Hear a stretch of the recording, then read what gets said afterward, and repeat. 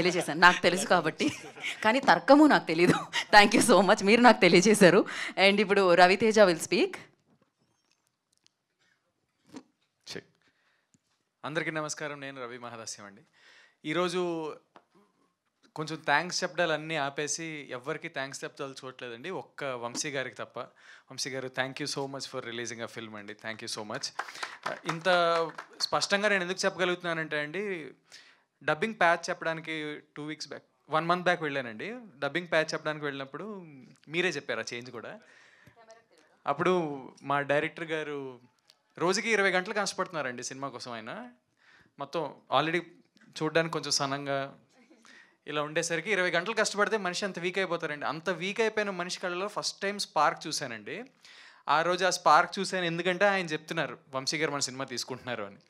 అదే రోజు సాయంత్రం నేను మా ప్రొడ్యూసర్ గారు రమణారెడ్డి గారితో మాట్లాడుతున్నప్పుడు ఆయన గొంతులో ఆనందం చూశానండి. సో దీని అంతటికీ కారణం Vamsi garu. Thank you so much అండి. సినిమా తీయడం చాలా కష్టం అండి, చాలా చాలా కష్టం. అందులోనే ఇలాంటి సినిమాలు తీయడం ఇంకా కష్టం. అంటే వాళ్ళకి ఏమైనా సరదా అండి, ఇంత కాంప్లికేటెడ్ సబ్జెక్ట్ తీసుకొని ఇంతమంది కాస్ట్ పెట్టి ఇంత సెటప్ పెట్టుకొని, సో ఒక ప్యాషన్తోనే ఒక జెన్యున్ అటెంప్ట్ ఇద్దామని ఇంత కష్టపడి సినిమా తీశారండి. కానీ దాన్ని బయటికి తీసుకురావడానికి ఎంత కష్టమో మీ అందరికీ తెలుసు. ఇప్పటి రోజుల్లో సినిమా రిలీజ్ అవ్వాలంటే ఎంత కష్టమో అందరికీ తెలుసు. అంతెందుకు, నా సినిమానే ఒకటి మంచి సినిమా రిలీజ్ కోసం కష్టపడుతుంది బయటికి రావడానికి.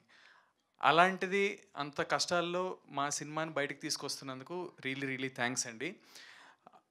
ఇలానే ఆనెస్ట్గా ప్యాషన్తో ఒక సినిమాని తీసి బయటికి తీసుకురావడానికి కష్టపడుతున్న ఫిల్మ్ మేకర్స్కి మేము ఉన్నామని సపోర్ట్ చేస్తూ ముందుకు వచ్చే వాళ్ళందరికీ పేరు పేరున థ్యాంక్ యూ సో మచ్ అండి.